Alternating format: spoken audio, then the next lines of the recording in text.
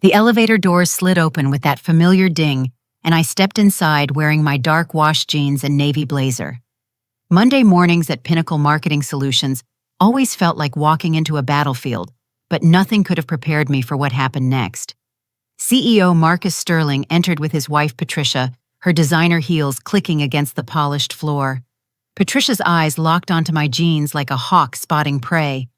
"You call that professional?" She laughed loudly, her voice dripping with disdain. "Saving up for a real outfit." The smirk spread across her face, while Marcus chuckled beside her, adding fuel to the fire. "Maybe dress like someone who matters," he said with casual cruelty. The other employees shifted uncomfortably, avoiding eye contact. I forced a polite smile, swallowing the humiliation that burned in my throat. The elevator reached my floor and I stepped out while their laughter echoed behind me. My name is Veronica, and that morning changed everything. But to understand why those words cut so deep, you need to know where I came from. Growing up in a small town outside Lincoln, Nebraska, I learned early that nothing comes easy. My parents, Sarah and Tom, worked at the local grain elevator, stretching every dollar to make ends meet. Our house was a modest 2-bedroom ranch with peeling paint and a front porch that sagged slightly on the left side. When I turned 16, I took my first job at Murphy's Diner, serving coffee and pie to farmers who started their days before sunrise. The tips were small, but every quarter mattered. My mother would sit at our kitchen table each night, sorting coins into neat piles, while my father calculated bills on the back of old envelopes. Education was our family's dream, the golden ticket we believed would change our circumstances. I excelled in school, studying by lamplight after my shifts ended. My guidance counselor, Mrs. Henderson, encouraged me to apply for scholarships. "You have something special, Veronica," she would say, adjusting her wire-rimmed glasses. "Don't let anyone convince you otherwise." Those words became my anchor during the storms that followed. College acceptance letters arrived in spring, along with financial aid packages that covered most expenses. Northwestern University offered the best opportunity, despite being 800 miles from everything familiar. My parents drove me to Chicago in our aging Ford pickup, the engine rattling as we navigated the interstate. The city skyline rose like a mountain range, intimidating and magnificent. Sophomore year brought the phone call that shattered our world. Mom had been diagnosed with stage 3 breast cancer. The treatment options were limited in our small town, requiring expensive procedures at specialized facilities in Omaha. Insurance covered portions, but co-pays and experimental treatments quickly drained their savings. I worked 3 jobs while maintaining my grades, tutoring freshmen, cleaning office buildings at night, and serving tables on weekends. The medical bills piled up like autumn leaves, each one representing hope mixed with financial devastation. Mom fought bravely for 18 months, enduring chemotherapy sessions that left her weak but determined. I would drive home every other weekend, finding her thinner each time, but still wearing that radiant smile that defined her spirit. She passed away on a Tuesday morning in early March, just as the first crocuses were pushing through the frozen ground. The funeral expenses added another $15,000 to our debt. Dad aged 10 years in 10 days, his shoulders carrying grief and financial burden in equal measure. I graduated summa cum laude with a degree in business marketing, walking across that stage with Mom's memory guiding each step. But celebrations were brief. The job market was competitive and entry-level positions barely covered basic living expenses. I moved to Chicago with $53 in my checking account and a suitcase filled with thrift store finds. My studio apartment measured 300 square feet and overlooked an alley where garbage trucks rumbled past at dawn. The walls were thin enough to hear neighbors arguing, cooking, and living their own struggles. I furnished it with items from estate sales and sidewalk finds, creating a space that felt like home despite its limitations. Pinnacle Marketing Solutions represented my breakthrough after months of rejections. The company occupied 15 floors of a gleaming downtown tower, its lobby featuring marble columns and contemporary art installations. Marcus Sterling had inherited the business from his father, a self-made entrepreneur who built the agency from nothing. Marcus possessed the title but lacked the vision that created their success. My starting salary as a marketing coordinator was $38,000 annually, barely enough to cover rent, student loans, and monthly payments to Dad. I shopped at discount stores, packed lunches every day, and walked 12 blocks to work instead of taking public transportation. Every dollar had a destination before I earned it. The office culture at Pinnacle emphasized appearance over substance. Colleagues wore designer suits and carried expensive handbags discussing weekend trips to wine country or exclusive restaurant openings. I listened politely while calculating whether I could afford generic brand pasta for dinner.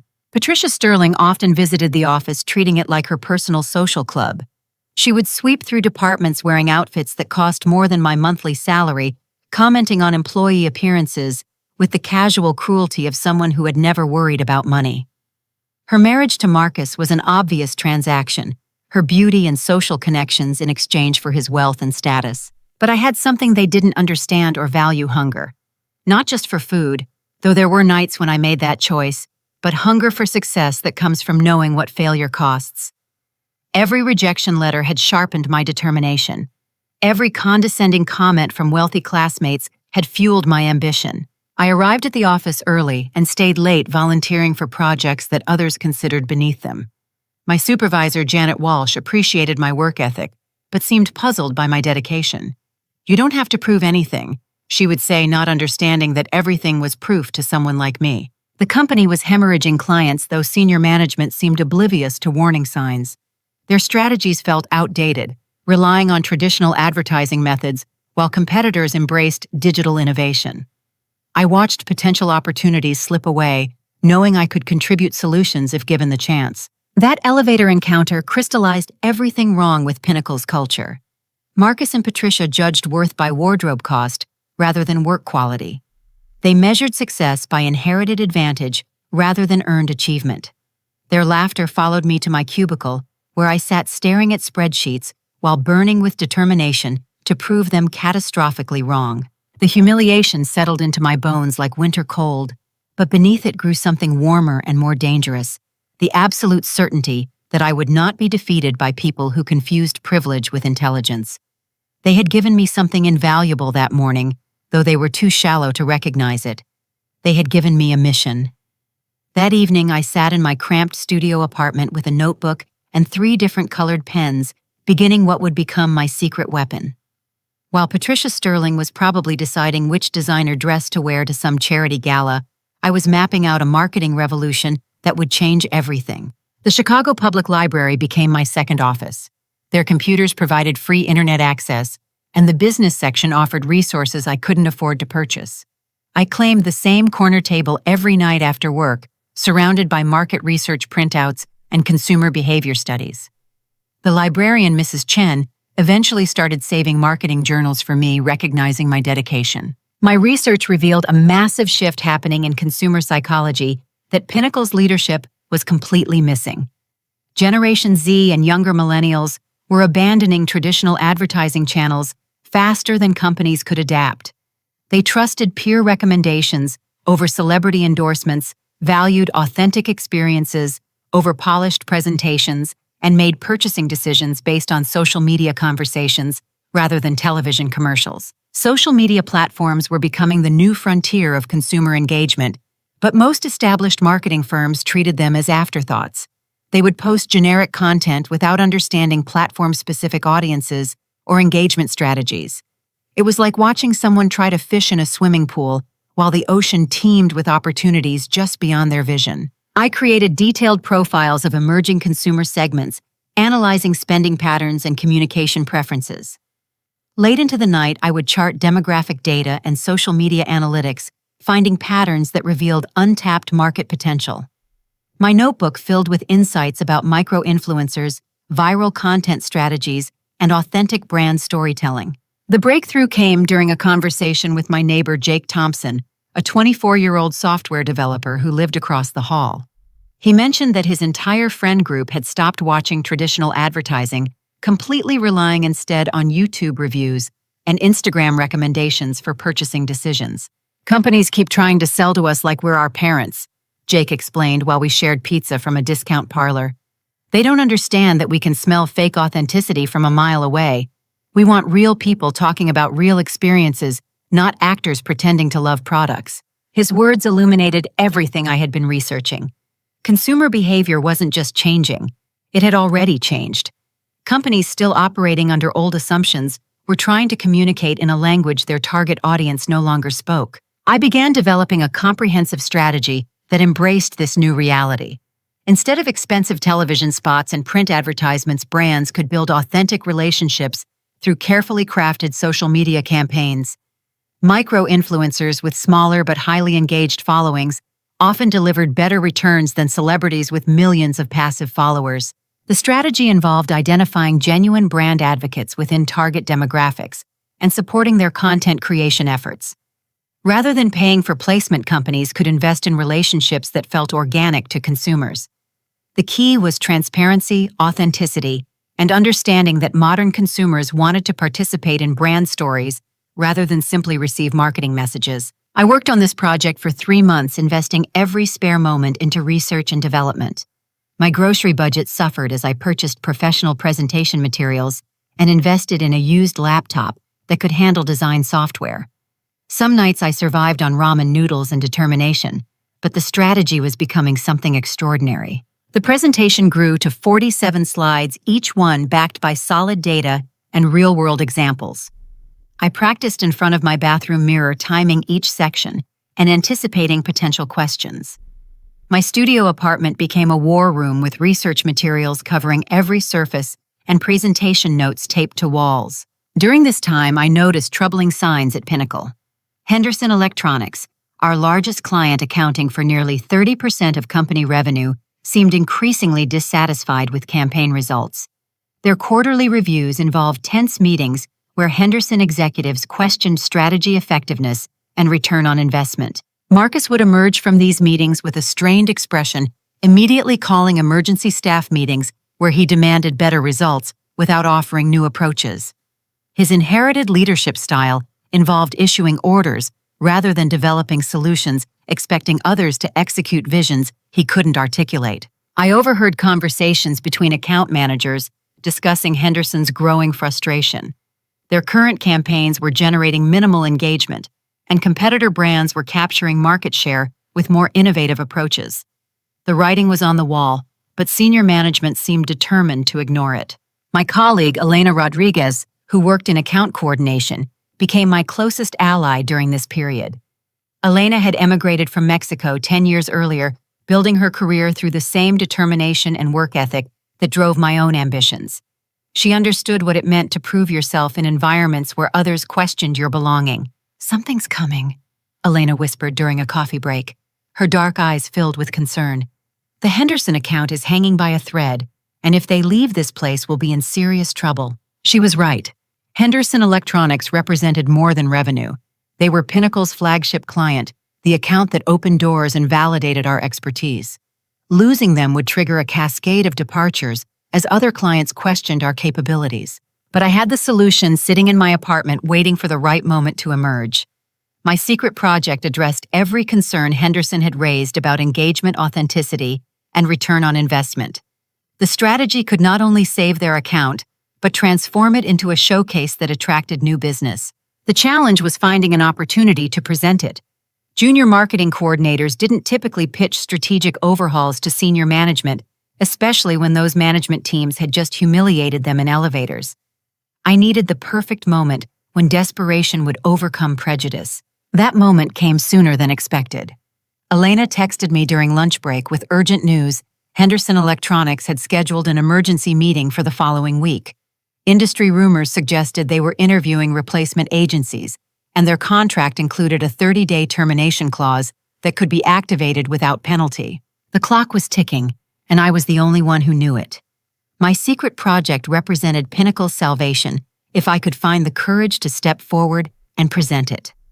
Everything I had learned about consumer behavior, social media engagement, and authentic marketing would be put to the ultimate test. That night, I refined my presentation one final time, knowing it might be my only chance to prove that worth wasn't measured by wardrobe cost or family connections. It was measured by results, and I was about to deliver results that would shock everyone who had underestimated the girl in thrift store jeans. The news broke on a gray Thursday morning that felt heavy with possibility and danger. Henderson Electronics had officially announced their intention to terminate Pinnacle's contract unless significant improvements occurred within 1 week.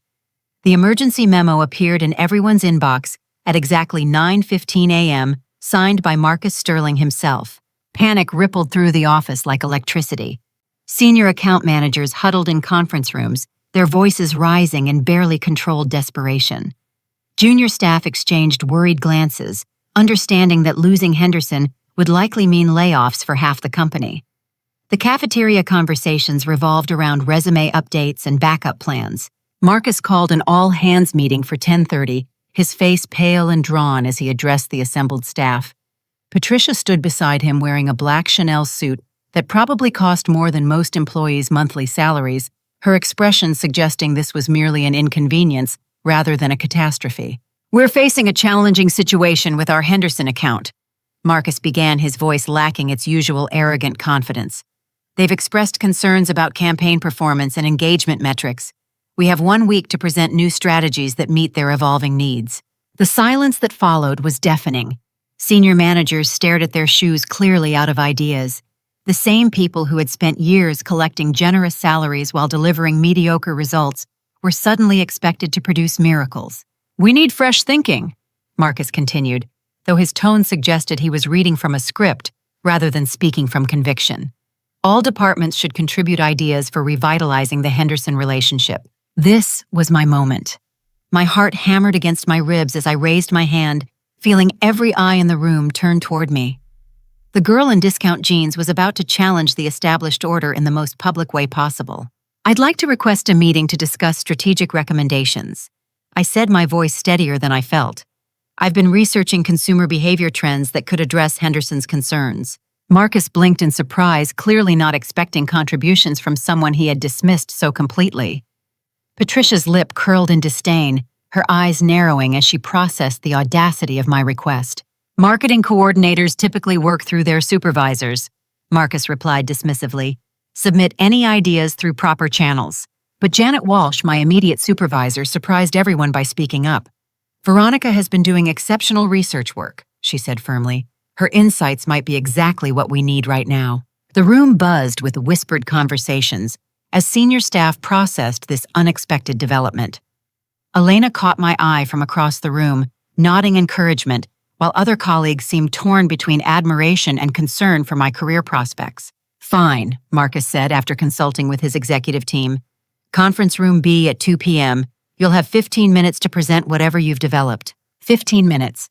900 seconds to save the company and validate everything I had sacrificed to get here. I spent my lunch break in the bathroom practicing key presentation points while staring at my reflection in the fluorescent-lit mirror. At exactly 2 p.m., I walked into conference room B, carrying my presentation materials and wearing the same jeans Patricia had mocked. The decision was deliberate.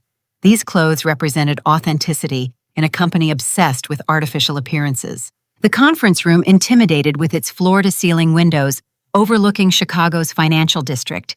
Marcus sat at the head of the polished mahogany table flanked by 4 senior managers, and Patricia, who had apparently decided to observe the spectacle of my potential humiliation. "You have 15 minutes, Marcus announced, checking his platinum watch. "Make it count." I connected my laptop to the projection system and launched into the most important presentation of my life. The first slide displayed current Henderson campaign metrics alongside competitor performance data, illustrating the gap between our results and industry standards. "Henderson Electronics isn't just losing market share," I began, my voice growing stronger with each word. "They're losing connection with their target demographic because our strategies are operating in an outdated paradigm." I clicked to the next slide, revealing detailed analysis of consumer behavior shifts among 18 to 34-year-olds. This demographic represents 68% of electronics purchasers, but traditional advertising reaches less than 12% of their daily media consumption. Patricia shifted in her chair, her manicured fingers drumming impatiently against the table. "This is basic marketing research," she interrupted. "What's your actual solution?" The dismissive tone might have crushed me 6 months earlier, but months of research and preparation had built unshakable confidence. I smiled politely and clicked to my strategy overview. "The solution is authentic engagement through micro-influencer partnerships and user-generated content campaigns," I explained, displaying charts that showed engagement rates and conversion metrics. "Instead of paying celebrities to pretend they love Henderson products, we identify genuine users who already advocate for the brand." I walked them through detailed implementation plans, showing how Henderson could build authentic relationships with consumers who influenced purchasing decisions within their social networks. The strategy involved supporting content creators who genuinely used and appreciated Henderson products, creating organic conversations rather than forced advertisements. Marcus leaned forward as I presented cost comparisons between traditional celebrity endorsements and micro-influencer partnerships. The numbers were compelling, authentic engagement campaigns delivered 4 times better return on investment while costing 60% less than conventional approaches. Social media platforms have different engagement patterns. I continued displaying platform-specific strategies. Instagram favors visual storytelling, TikTok rewards authentic personality, and YouTube builds trust through detailed product demonstrations. Henderson needs platform-native content that feels natural to each audience. I showed them examples of successful campaigns from competing brands, analyzing why certain approaches resonated with consumers while others failed. The key was understanding that modern consumers wanted to participate in brand stories rather than simply receive marketing messages. Generation Z can detect authentic enthusiasm versus paid promotion within seconds, I explained. They trust peer recommendations over celebrity endorsements because they understand that real users have no incentive to mislead them. The room had grown quiet as senior managers processed implications of my research. These were insights that could revolutionize not just the Henderson account, but their entire approach to client relationships. "What about implementation timelines?" asked David Morrison, the senior account manager, who had been struggling with Henderson's demands. I clicked to my project timeline showing how the strategy could be launched within 2 weeks using existing Henderson customer advocates I had already identified through social media research. We can begin authentic engagement immediately while developing longer-term content partnerships. Marcus glanced at Patricia, whose expression had shifted from disdain to calculation. They were beginning to understand that the girl they had mocked possessed knowledge that could save their company. "The Henderson executives want to see immediate results," Marcus said slowly. "Can this strategy deliver measurable improvements within 30 days? "Absolutely," I replied with confidence born from thorough preparation. Authentic engagement generates immediate response because it reaches consumers where they actually spend their attention. We're not interrupting their experience, we're enhancing it. I presented projected metrics for the first month, conservative estimates based on similar campaigns I had studied. Even the most cautious projections showed dramatic improvements in engagement, brand sentiment, and conversion rates. The 15 minutes had stretched to 30 as senior managers asked detailed questions about implementation costs and risk factors. I answered each inquiry with data-backed responses, demonstrating depth of research that impressed even skeptical executives. "We'll need to present this to Henderson on Monday," Marcus announced finally. "Can you prepare a client-focused version of this presentation?" "I can have it ready by Friday morning," I replied, though my mind was already racing through necessary modifications for client presentation. As the meeting concluded, Patricia approached me while others filed out of the conference room. Her smile looked predatory rather than friendly as she spoke in a low voice meant for my ears alone. "Don't get too excited," she whispered. "Success requires more than one good presentation. Make sure you don't disappoint us when it really matters." But her threat felt hollow now. I had just presented solutions to problems that had stumped their entire senior management team. The balance of power was shifting, and we both knew it. That evening, Elena and I celebrated at the same discount pizza place where I had originally discussed consumer behavior with Jake. But this time, the conversation focused on possibility rather than survival. "You were incredible in there," Elena said, raising her glass of cheap wine. Marcus looked like someone had just explained quantum physics to him. We both laughed, but I knew the real test was still coming. Henderson Electronics would decide whether my strategies were theoretical brilliance or practical solutions. Everything I had worked for depended on their response. Friday morning arrived with an energy that felt electric. I submitted the Henderson-focused presentation at 8 a.m. sharp, watching Marcus review it with an intensity I'd never seen from him before. By noon, Henderson Electronics had confirmed their Monday meeting, agreeing to evaluate new strategic approaches before finalizing their contract termination. The weekend passed in a blur of preparation and nervous anticipation. I refined talking points, anticipated questions, and practiced transitional phrases until they felt natural. This wasn't just about saving my job anymore.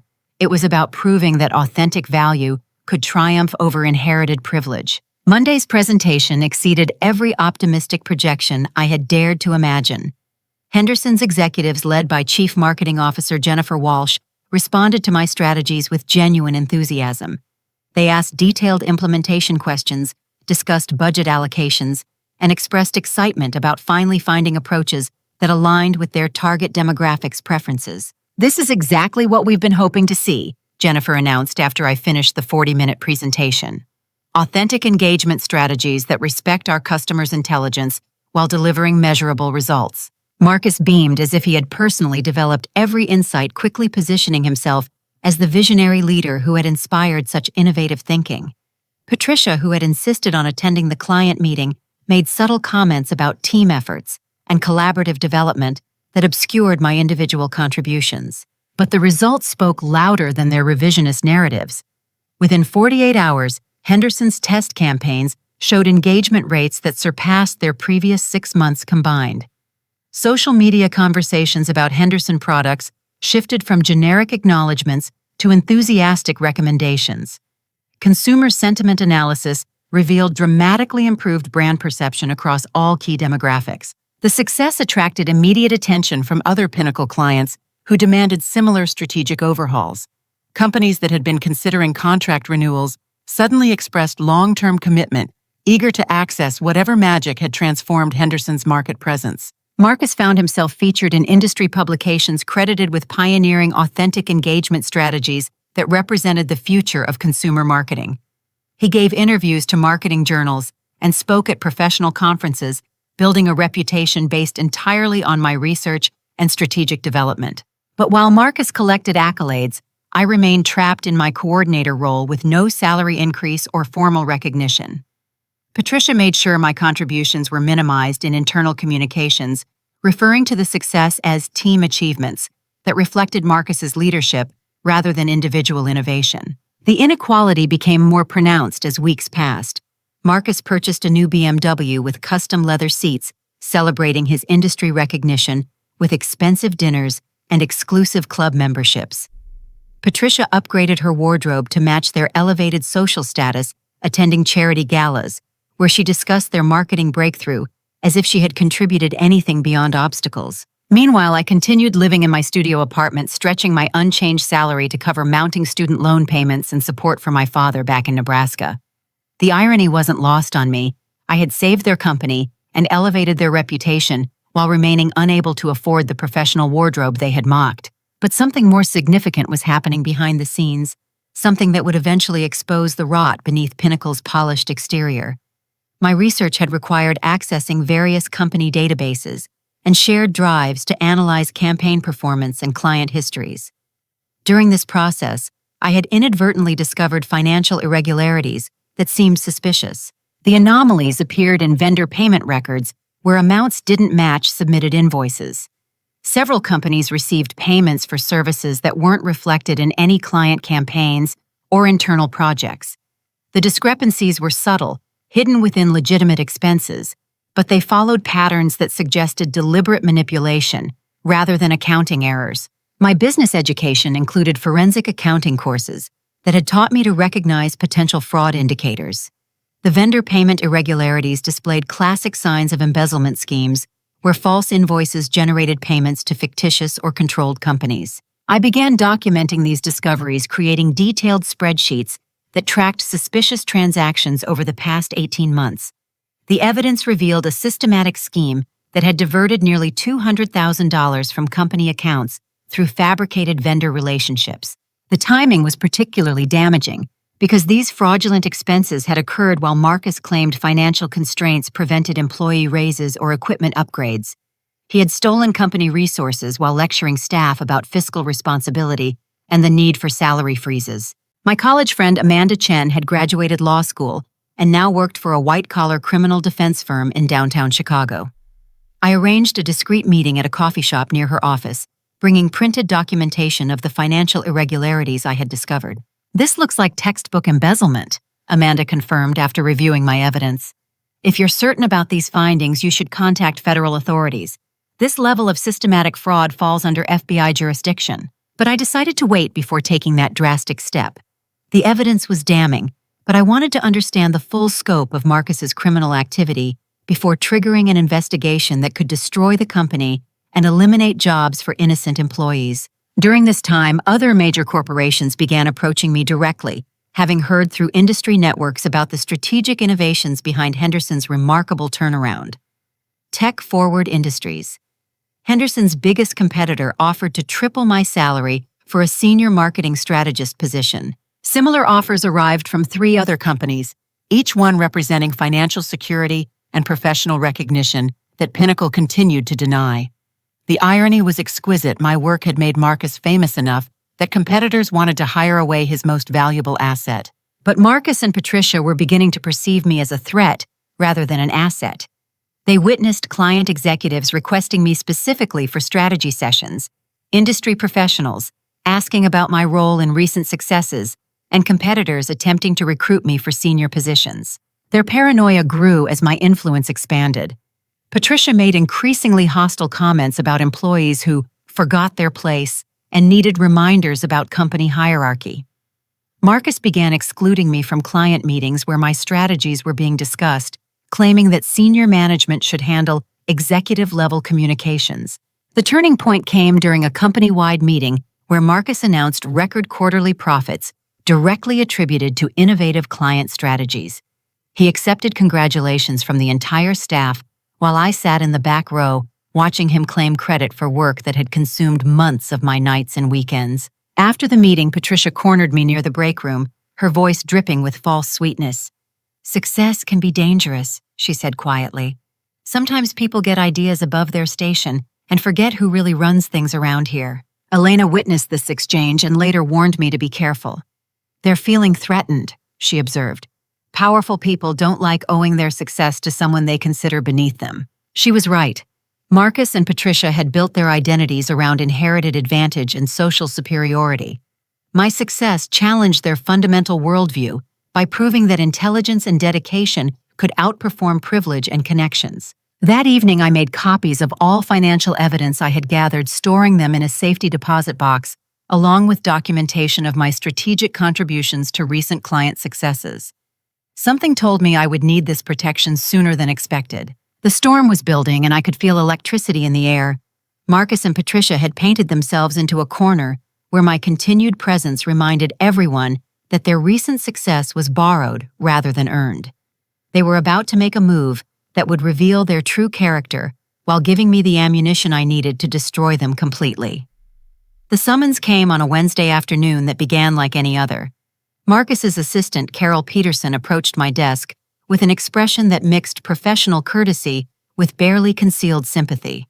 "Mr. Sterling would like to see you in his office immediately," she announced, though her tone suggested this wouldn't be a pleasant conversation. I gathered my notebook and pen, sensing that something significant was about to unfold. The elevator ride to the executive floor felt longer than usual, each passing second heavy with anticipation. Marcus's corner office commanded impressive views of Chicago's lakefront, its floor-to-ceiling windows framing a perfect autumn afternoon. Expensive artwork decorated the walls, and his desk was a massive piece of polished mahogany that probably cost more than most people's annual salaries. Patricia sat in one of the leather chairs facing Marcus's desk, her presence unexpected and immediately alarming. She wore a cream-colored suit that screamed designer exclusivity, her perfectly manicured hands folded in her lap with predatory patience. "Close the door and have a seat," Marcus instructed without looking up from a manila folder spread across his desk. The folder contained what appeared to be personnel documents, and I recognized my employee photograph clipped to the inside cover. This was clearly a pre-planned ambush rather than a spontaneous discussion. "We've been reviewing your performance over the past several months."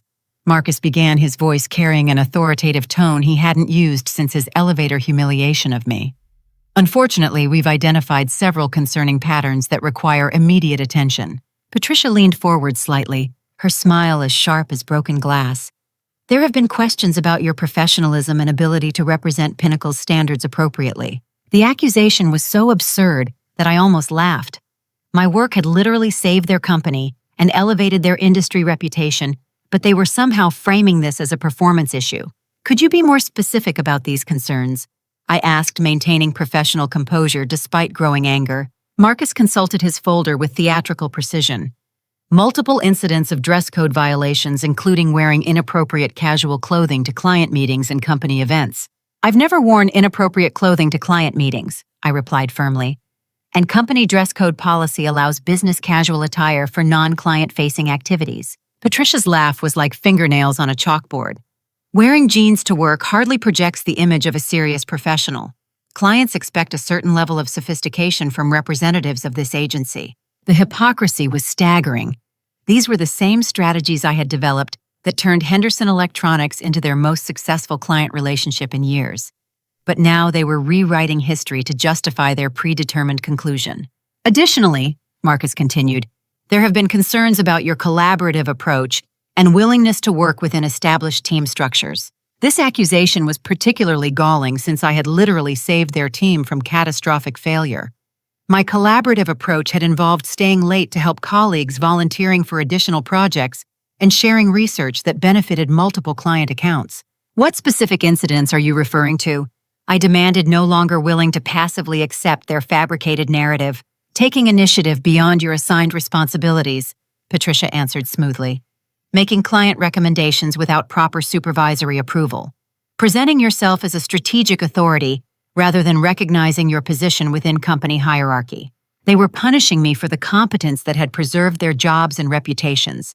The girl they had mocked for wearing discount jeans had become too valuable, too visible, and too threatening to their sense of superiority. "The Henderson presentation was specifically requested by senior management," I pointed out, "and the results speak for themselves." Marcus waved dismissively, as if record-breaking client success was an inconvenient detail. "Individual contributions are always part of larger team efforts. We can't have junior employees taking inappropriate credit for collaborative achievements." The gaslighting was masterful in its audacity. They were simultaneously denying my contributions while benefiting from the industry recognition those contributions had generated. "We've decided that your current role isn't the best fit for your skills or our organizational needs," Marcus announced with false regret. "We're terminating your employment effective immediately." The words hung in the air like a physical presence. After saving their company, revolutionizing their client relationships, and generating record profits, they were firing me for being too successful while wearing affordable clothing. "You'll receive 2 weeks severance pay," Patricia added, her tone suggesting this was generous compensation. "In exchange, we'll need you to sign a confidentiality agreement regarding proprietary strategies and client information." The confidentiality agreement was clearly designed to prevent me from discussing my strategic contributions with potential employers or industry contacts. They wanted to erase my involvement in recent successes while preventing me from leveraging that experience elsewhere. "I'd like to speak with Human Resources before signing any documents," I said, standing to leave. Marcus shook his head firmly. "This decision has been approved by all relevant parties, including HR. Security will escort you out after you collect your personal belongings." "What about my presentation materials and research files?" I asked, knowing they contained months of work that extended far beyond my specific job responsibilities. "All work products belong to Pinnacle Marketing," Patricia replied with obvious satisfaction. "Company policy clearly states that employee-generated content becomes corporate property. They were stealing my intellectual property along with my job, ensuring that credit for my innovations would remain attached to Marcus's reputation, rather than following me to future opportunities." "This is unconscionable," I said, no longer hiding my anger. "You know exactly what I contributed to this company's success." Marcus stood up, his height and position designed to intimidate. "Miss Turner, you seem to be confused about your role here. You were an entry-level coordinator who participated in team projects under senior management guidance. Your inflated sense of importance is exactly why this separation is necessary." Patricia's smile widened as she delivered the final blow. "Perhaps this experience will teach you about knowing your place in professional environments." The security escort was the ultimate humiliation.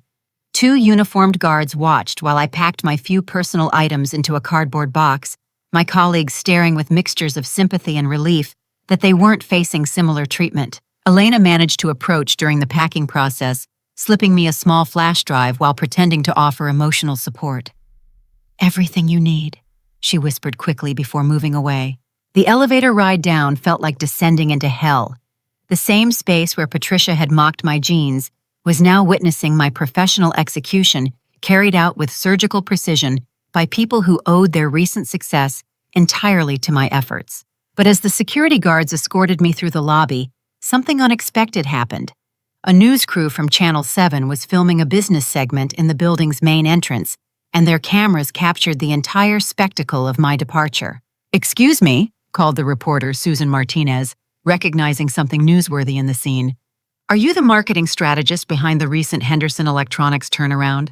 The question stopped everyone in their tracks.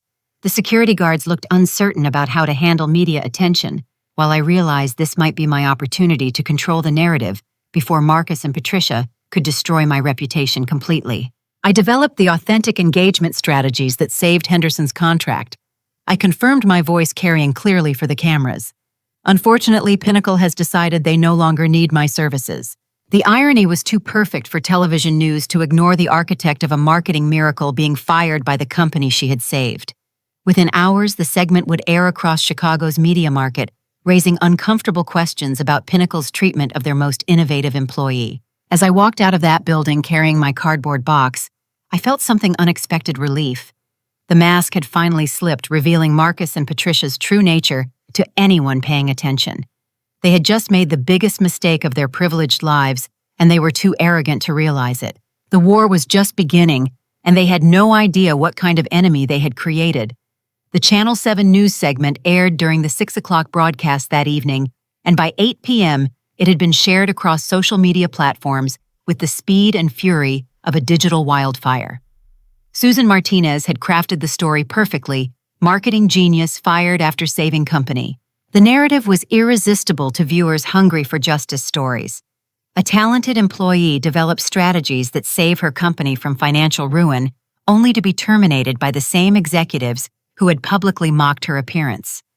The David versus Goliath elements practically wrote themselves. My phone began ringing within an hour of the broadcast.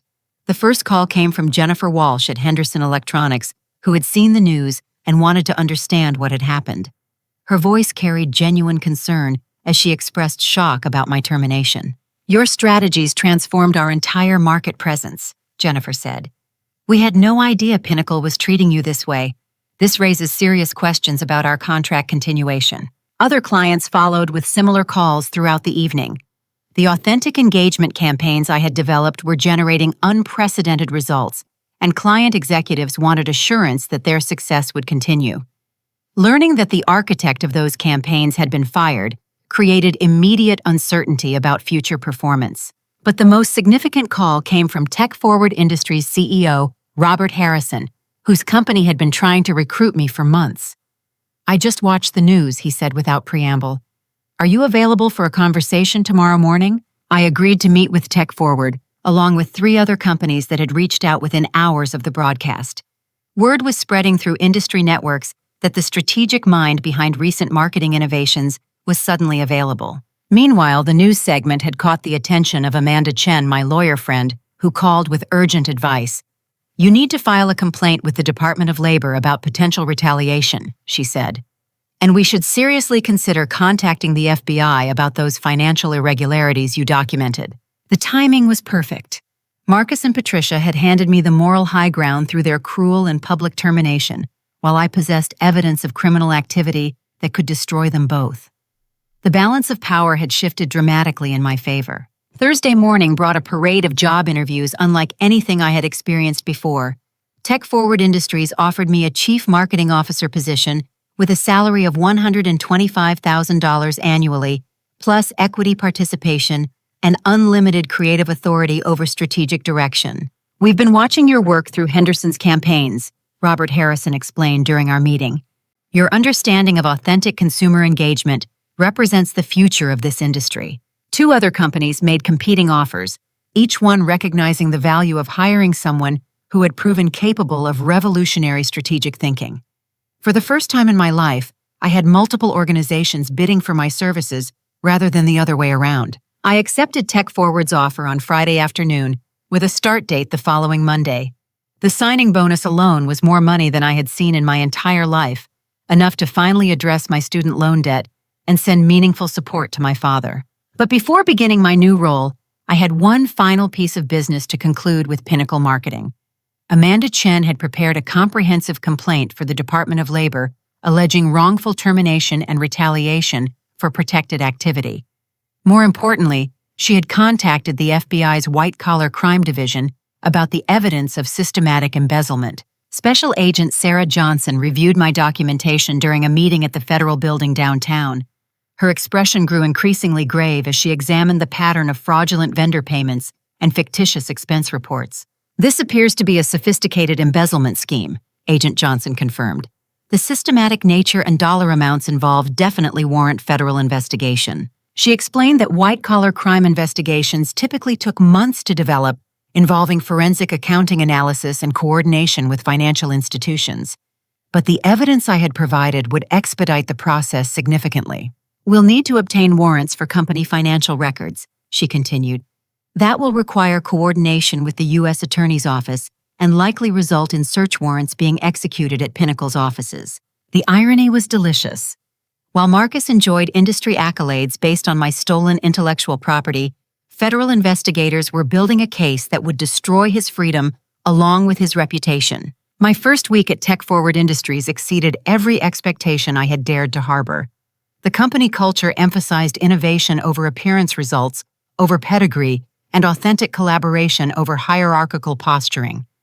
My new colleagues welcomed my strategic insights and provided resources to implement campaigns at a scale I had never imagined possible. Robert Harrison proved to be everything Marcus Sterling wasn't: a genuine leader who credited others for their contributions and supported employee growth rather than feeling threatened by it. During our first strategic planning session, he made clear that my role involved complete creative authority over marketing direction. "Your track record speaks for itself," he said. "We hired you specifically because you understand consumer behavior better than anyone else in this industry." The resources available at Tech Forward were extraordinary. Instead of fighting for basic presentation materials and discount software licenses, I had access to cutting-edge analytics platforms and unlimited research budgets. The difference felt like switching from a bicycle to a sports car. Within 2 weeks, I had developed comprehensive campaigns targeting Henderson Electronics and other Pinnacle clients, offering strategic approaches that built upon everything I had learned about authentic engagement. The campaigns were specifically designed to demonstrate how Tech Forward could deliver superior results through genuine innovation rather than recycled strategies. The response was immediate and devastating to Pinnacle's client relationships. Henderson Electronics scheduled meetings to evaluate Tech Forward's proposals, along with 2 other major clients who were questioning the continuity of their campaign performance following my departure. Marcus found himself in the impossible position of trying to replicate strategies he had never understood based on research he couldn't recreate. Without access to my strategic thinking and consumer behavior insights, his team struggled to maintain the performance levels that had elevated their reputation. Industry publications began running articles about the brain drain affecting traditional marketing agencies, specifically mentioning Pinnacle's loss of key strategic talent to innovative competitors like Tech Forward. The narrative was shifting from Marcus as visionary leader to Marcus as someone who couldn't retain valuable employees. But the final blow was still coming. On a Tuesday morning that dawned crisp and clear, federal agents executed search warrants at Pinnacle Marketing Solutions, seizing financial records and computer systems as part of their embezzlement investigation. The local news coverage was extensive, featuring footage of FBI agents carrying boxes of evidence, while employees watched in shock from building windows. Susan Martinez provided special coverage connecting the investigation to my previous termination and raising questions about retaliation against whistleblowers. Marcus and Patricia were arrested that afternoon, charged with conspiracy to commit wire fraud, money laundering, and tax evasion. The indictment detailed exactly the scheme I had uncovered: systematic theft of company resources through fictitious vendor relationships and fabricated expense reports. The mugshots appeared on every local news broadcast, showing Marcus in an orange jumpsuit rather than his usual designer suits. Patricia's booking photo captured her without the makeup and styling that typically projected wealth and superiority. Public opinion crystallized around a narrative that perfectly captured the moral arc of the story: privileged executives who mocked a hardworking employee's appearance while stealing from the company she had saved through her own talent and dedication. The news cycle ran for days, with each development adding new details to the scandal. Federal prosecutors revealed that Marcus had stolen nearly $400,000 over 2 years, funding personal expenses, while claiming the company couldn't afford employee raises or equipment upgrades. Henderson Electronics terminated their Pinnacle contract within a week of the arrests, citing concerns about management integrity and strategic continuity. 3 other major clients followed suit, effectively ending Pinnacle's viability as a functioning business. The board of directors filed an emergency motion to remove Marcus as CEO and explore options for salvaging company operations. Several members contacted me directly expressing interest in discussing leadership opportunities if I would consider returning to rebuild the organization. But I was exactly where I belonged. Tech Forward Industries had already become the premier marketing agency in Chicago's market, with my strategic innovations attracting clients who valued authentic engagement over traditional approaches. The professional recognition I had always deserved was finally being delivered by people who understood its value. The reversal was complete, but the final chapter was still waiting to be written. Justice demanded more than just career success. It required a conclusion that addressed every element of the humiliation Marcus and Patricia had inflicted on someone whose only crime was wearing affordable clothes to work. 6 months after the FBI raids, I stood in the boardroom of what had once been Pinnacle Marketing Solutions, looking out at the same Chicago skyline that had witnessed my humiliation in that elevator. But everything had changed, including my perspective on what true success actually meant. The federal investigation had revealed the full scope of Marcus Sterling's criminal enterprise. He had embezzled nearly $600,000 through an intricate network of shell companies and fraudulent vendor relationships. The scheme had funded luxury vacations, jewelry purchases, and private school tuition, while employees struggled with frozen salaries and outdated equipment. Patricia Sterling faced her own legal consequences. Though not directly involved in the embezzlement, she had filed false tax returns claiming business expenses that were actually personal purchases. Her cooperation with prosecutors earned a plea agreement that included 18 months of community service and full restitution of improperly claimed deductions. Marcus wasn't as fortunate. Federal sentencing guidelines for his level of fraud carried serious penalties, and his refusal to accept responsibility had angered Judge Margaret Chen during multiple hearings. The 8-year prison sentence felt like justice for everyone he had wronged, though no amount of incarceration could restore the careers he had damaged through his arrogance and cruelty. The bankruptcy court had liquidated Pinnacle's remaining assets, but the board of directors made an extraordinary offer before final dissolution. They wanted me to acquire the company name and client relationships, essentially allowing me to rebuild the organization according to my own vision and values.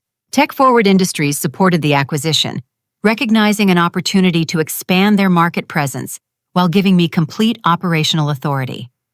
We restructured the deal as a subsidiary purchase, with me serving as president and chief executive officer of the renamed firm Pinnacle Strategic Solutions. Walking into that building on my first day as CEO felt surreal. The same lobby where security guards had escorted me out in humiliation now welcomed me as the person responsible for its future. The elevator where Patricia had mocked my jeans carried me to the executive floor where I would lead a company built on principles of fairness, authenticity, and genuine collaboration. My first executive decision involved rehiring every employee who had been laid off due to Marcus's criminal behavior. Elena Rodriguez became Vice President of Human Resources, tasked with developing policies that evaluated performance based on contribution rather than appearance or social connections. "This feels like a dream," Elena said during our first leadership meeting. 6 months ago, we were worried about losing our jobs. Now you're giving us opportunities to rebuild everything better than it was before. The transformation wasn't just about personnel changes. I implemented transparent financial reporting, ethical vendor relationships, and compensation structures that rewarded innovation and dedication. No employee would ever again watch executives collect bonuses while claiming poverty prevented fair salaries. The dress code policy received particular attention. Business casual became the official standard with emphasis on comfort and practicality rather than expensive displays of status. I made a point of wearing jeans on Fridays, the same dark wash pair that had triggered Patricia's cruel comments in that elevator. "These jeans represent something important," I explained during a company-wide meeting. They remind us that worth isn't measured by clothing cost or family connections. It's measured by character integrity and the value we bring to each other's lives. Our first major client presentation took place in the same conference room where Marcus had reluctantly allowed me 15 minutes to present strategies that saved his company.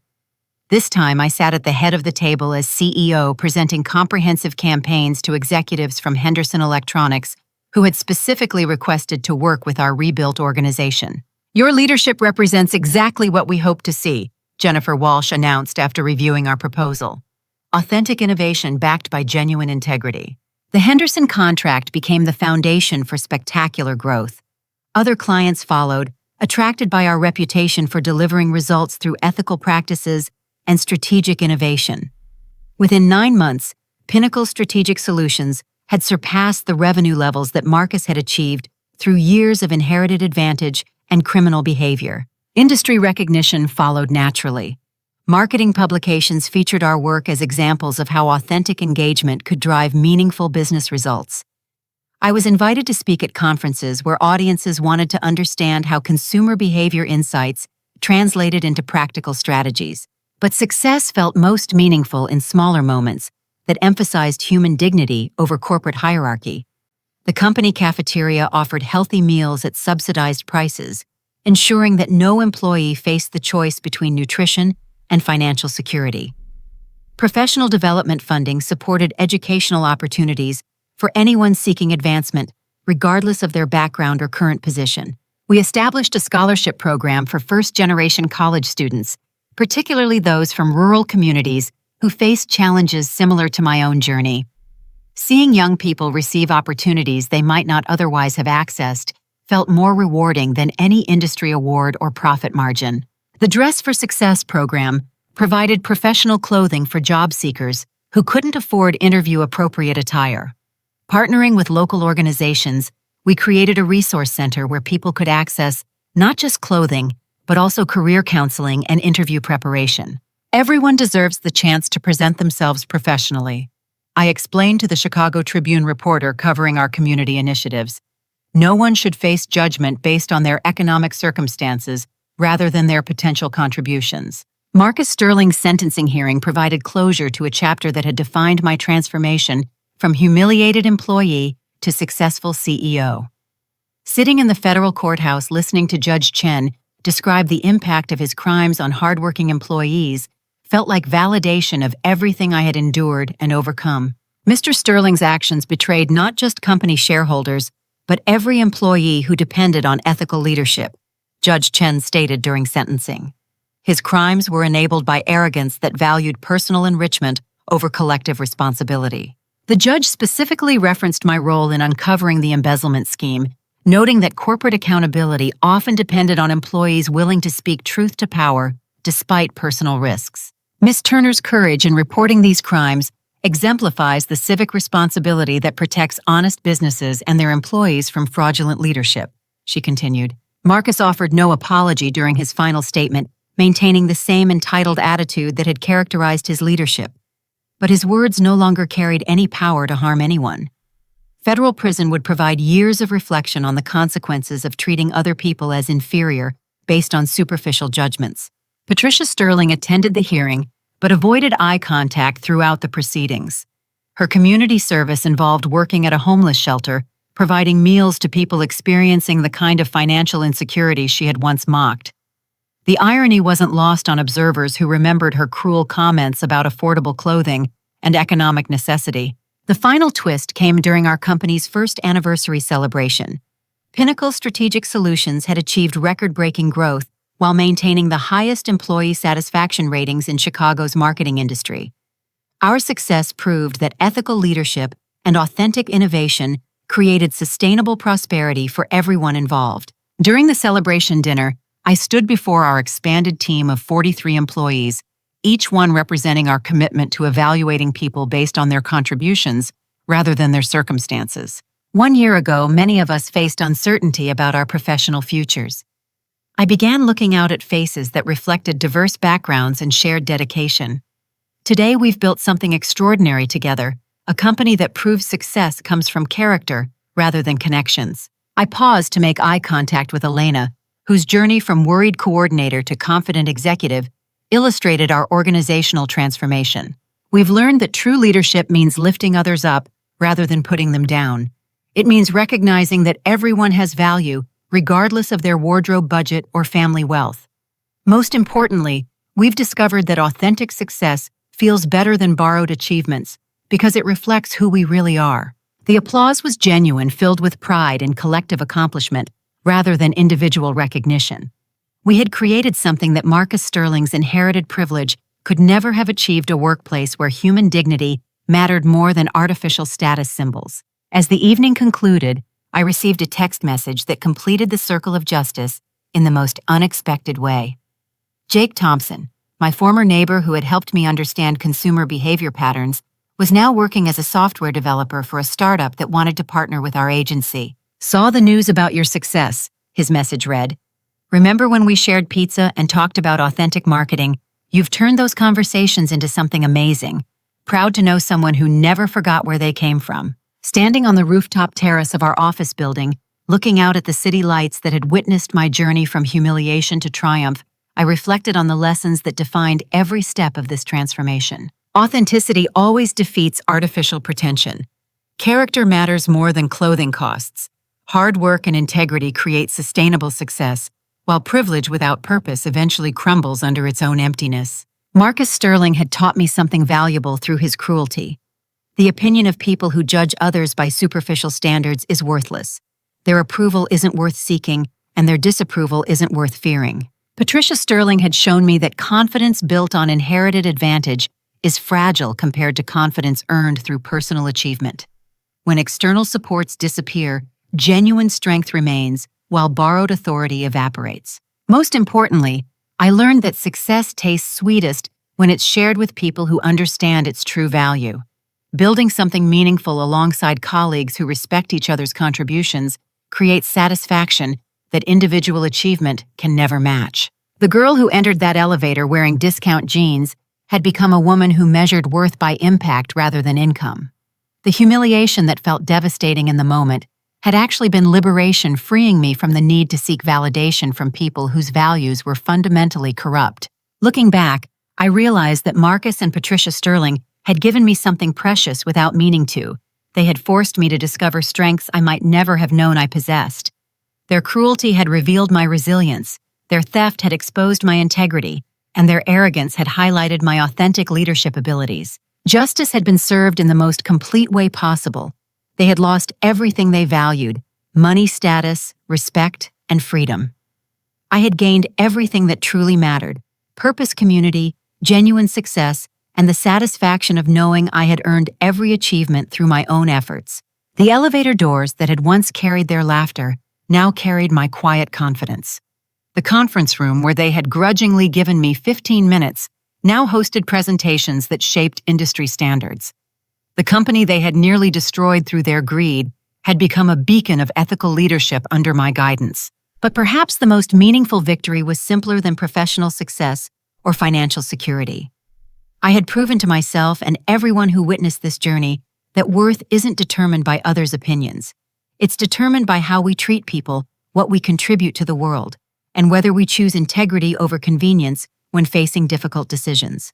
The jeans hanging in my closet still remind me of that elevator encounter every time I see them.